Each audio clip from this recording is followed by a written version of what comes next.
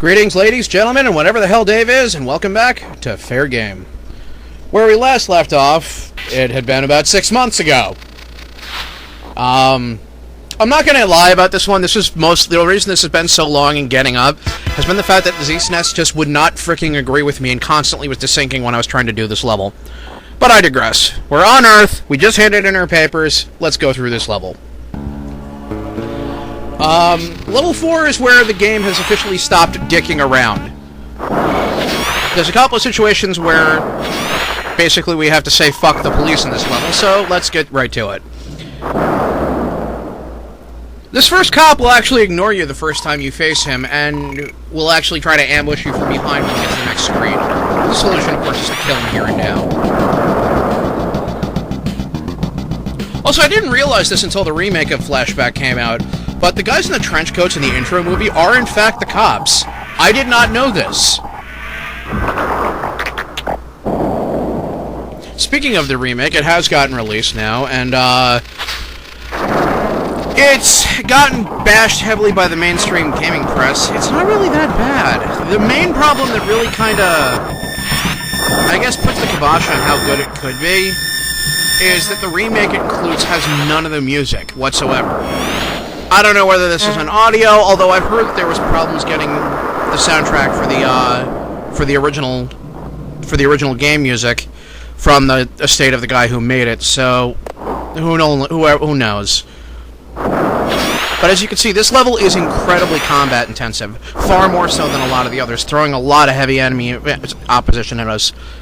In the last 3 screens, we've gone through well over 10 enemies, so yeah, keep your eyes open. This stage is not easy. And here we get a great example of how good the cop AI is. They're actually willing to delay if you try to put up your shield and shoot after your force field goes away. Only this guy generally does it, but for the most part, the enemies that, as you go up in difficulty level, all of them gain increased intelligence and general tactical ability. They're more likely to try to ambush you and try to take cover as opposed to actually, just bunker down and mindlessly shoot you. Ooh, good reflector skills on me.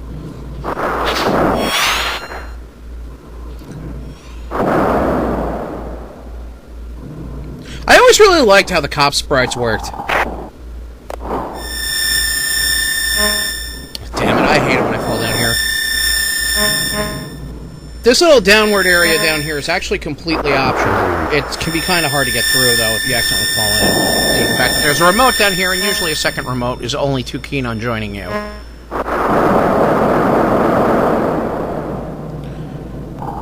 Alright, that thing's dead. And here we have another watchdog.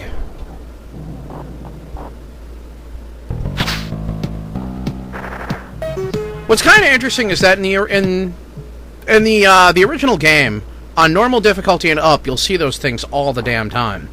But, ooh, I'm already down with bingo and shields. Better go back and use the machine. But if you are doing this on easy, you actually won't really see the watchdogs at all until 3rd or 4th level, which is kind of weird.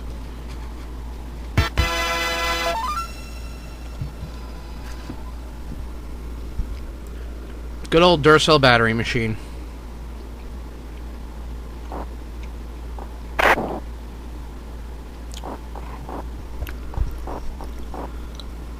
It's kind of funny. I heard a lot of people say that the remake wasn't as good because of the constant use of health machines and grenade restockers, and I'm like, did any of you play the original Flashback? There was energy recharges every 30 goddamn feet.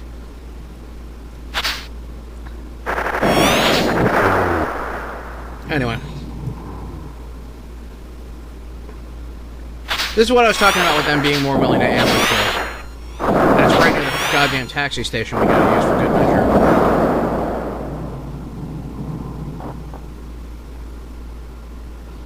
I was gonna run back here, and then, use the energy charger, because, 3 shields. But then I figured, you know what, fuck it, let's try to keep this video under 10 minutes, as short as humanly possible, so here we go. 3 shields out of 4. Yeah, we're rebels living on the edge now. Hover taxi! We need more hover taxis. I love that speed limit sign. Speed limit 200. I kind of wonder what city we wound up in.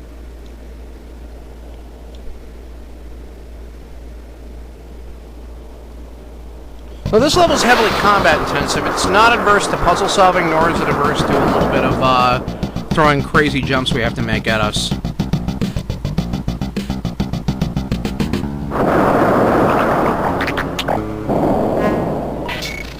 The most interesting thing about the remote down below is that fighting it is completely unnecessary. You can if you want, but there's no benefit to doing so because you can't get in the front door.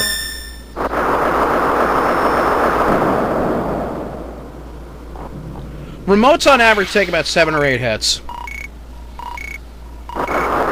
Which ironically makes them one of the toughest enemies in the game. Seriously, replicants rarely take more than 4 or 5 shots. Mutants tend to go down in 1, and cops tend to go down in 2 to 4.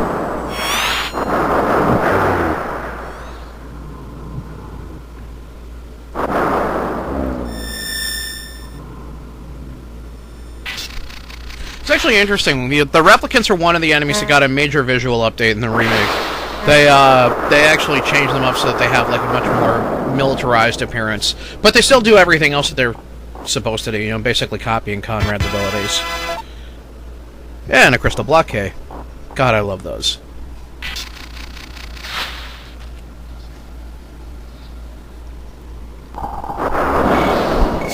You know, it's kind of funny. I still don't know what the hell the Paradise Club is supposed to be a club of. I mean, is it just a bar? If so, why all the, you know, heavy security near the front? And if it's a strip club, why is there a shocking, you know, lack of anything normally one would find in a strip club?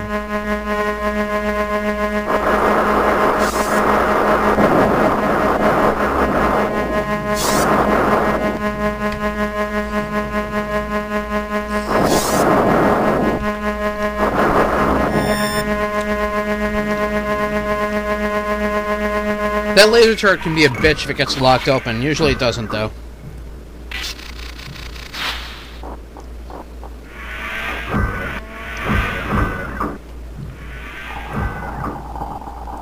But yeah, the first couple of levels were like testing our skills and refining them. This game is showing what this level is showing what we've learned.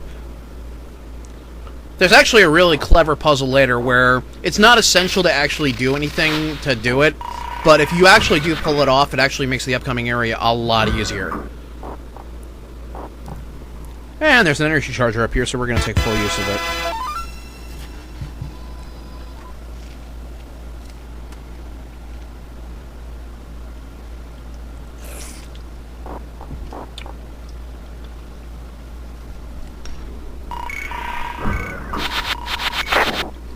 This particular turret only fires as long as it can spot you with the camera. Provided you stay out of the camera's view, or you quickly get through, the camera can't lock onto you. So Watchdog, another remote. Now this area at first seems to be a dead end, and for a long time it caught a lot of people. This is an area that a lot of people didn't pick up on. If you jump up here, though, it opens the hidden passage. Worth noting, if you try to go down the hidden passage before the elevator comes up, you will fall to your death. So, yeah. Seriously, you'll fall all the way down the shaft if you go up there. If you go there before things open.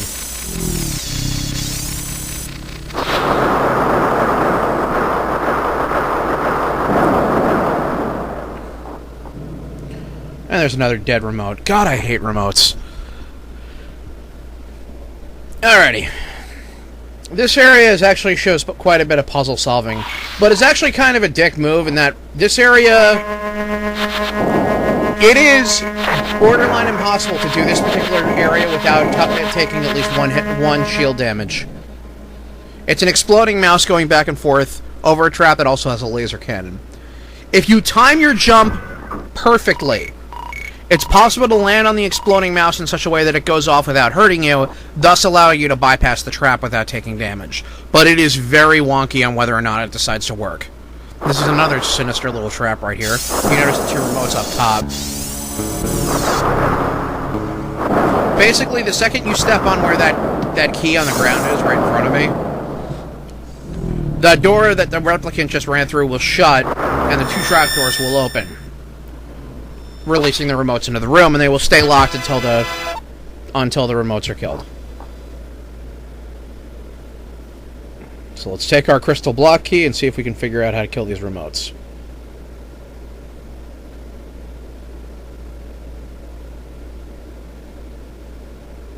I don't think they spotted us. There they are.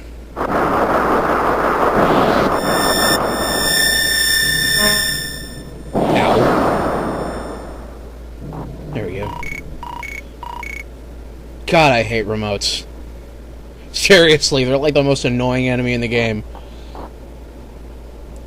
Those are back in the remake, by the way, and they're just as annoying there, too.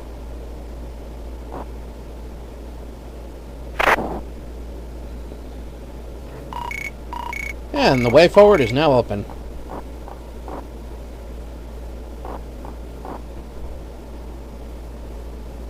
That's proof positive, by the way, that I need to step up my A game. The frickin' remake came out in the time that it took me to do this.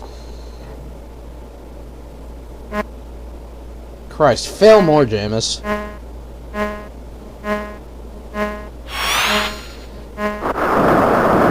your door and kill them all. There's an energy charger there, but we're not going to necessarily need it. Not because it's not nice to have your shield recharged, but because at the top of the thing there's another one. So, yeah. The thing is, a lot of people don't even know how to get into that one, so we're going to show you right now.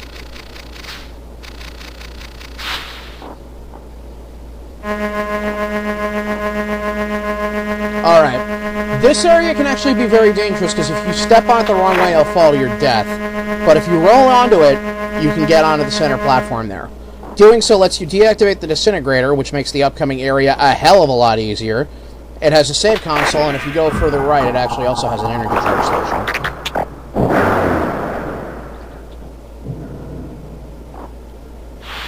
Smooth, Jaimas.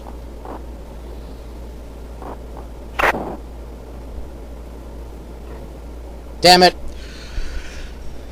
Alright, if you do fall down here, you basically have to go through the same area as you would have if you were just gone through the thing normally. There's a few ways to do this, but the way I did it just now is pretty much the only way I've been able to guarantee that I pull it off.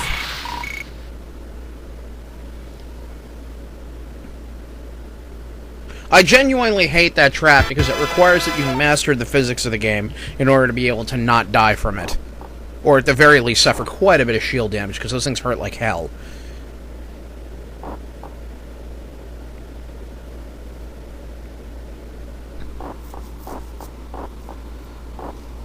That little hidey hole is actually pretty much essential for where we're going. Believe it or not, we're actually almost at the end of the level. There's very little left to cover. We have a couple of enemy encounters, and then we have what I like to refer to as the Gauntlet of Death. You'll understand why it's called that when we get there. What the hell, did he get bored?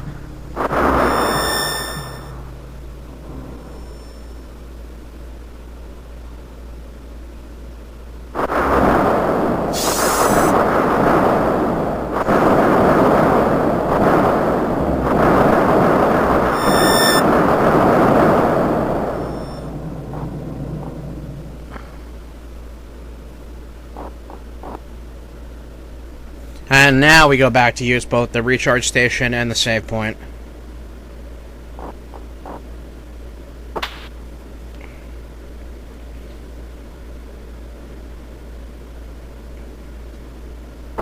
You know, it's kind of funny. A lot of this game just isn't really that well explained if you hadn't also read, you know, the comic or anything else, any of the other secondary material the game had. Like, the game itself is solid by itself, that's fine, but it's a lot more fleshed out if you knew about the arsenal of stuff that came with it. There was actually a lengthy Marvel Comics set based on this game. In fact, they included one excerpt with a bunch of, basically a condensed version of it along with the game. Alright, here's the Gauntlet of Death. Yeah, that's a moving disintegrator, and it comes after us to kill us. And then a remote that we have to kill before the disintegrator catches us and vaporizes us. You can do this perfectly and still screw up and die. Fortunately, I didn't. And it's here that we got our first actual look at one of the morphs.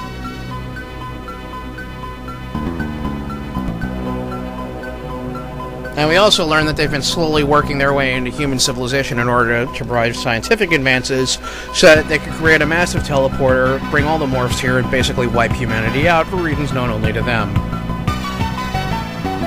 Also at this point, Conrad's great proceeds to fuck up, and oh, wonderful, we're right back where we started, aren't we?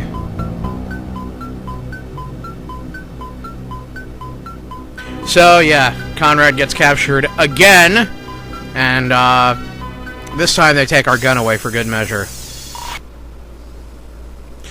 And that's where we'll end it. We will continue this during our next session.